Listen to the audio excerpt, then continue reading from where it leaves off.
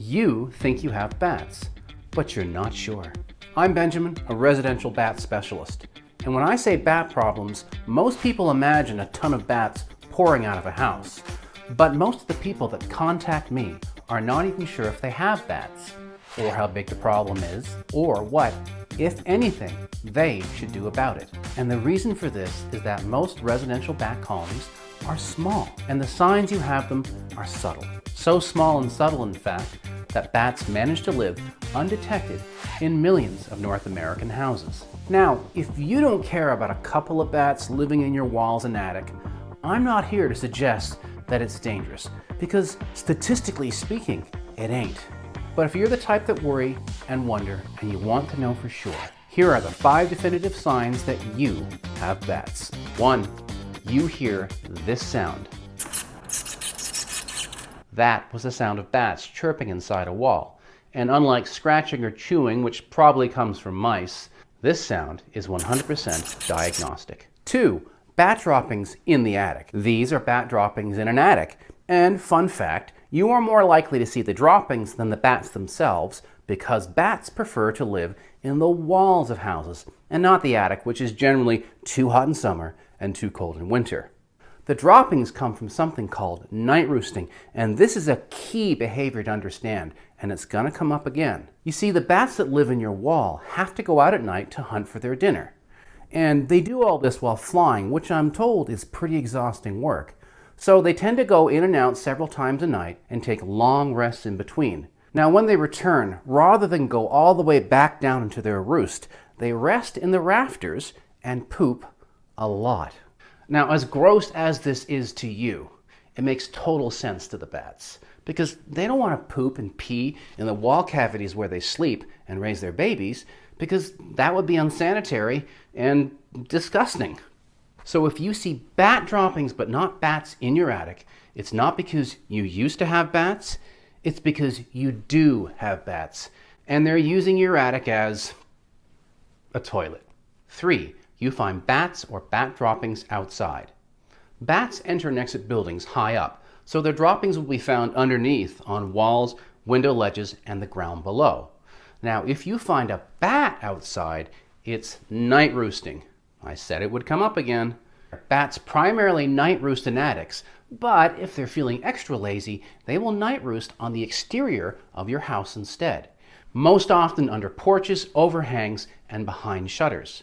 Now, as is the case with all night roosting, you are far more likely to see the bat droppings than the bats themselves, as they usually go back in for the day.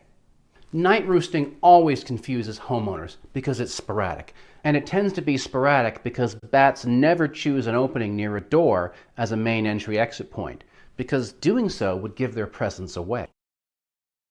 Their main entry points are found almost exclusively higher up around roofs and far away from doors and all that human activity. Now, the odd thing about this is that although bats are smart and cautious enough not to use an entry point by a door, they then turn around and use these areas for night roosting and leave behind evidence of their presence. It's fair to say that if bats did not night roost in porches and overhangs, they would live undetected in far more houses. 4. You encounter a bat inside your home. Finding a bat inside your house is 100% proof that you have some bats living in your building. It's not a fluke, and no, it did not come in an open door or window. However, the first time this happens, most homeowners try to convince themselves that it was a random bat, that it lives in nature, and it accidentally wandered into their home. Now, they like this little lie because it means that there's no more bats and they don't have to do anything about it. You know, honey, I think the bat was a fluke. A one-time event. So, there's no need to spend our money on a bat specialist.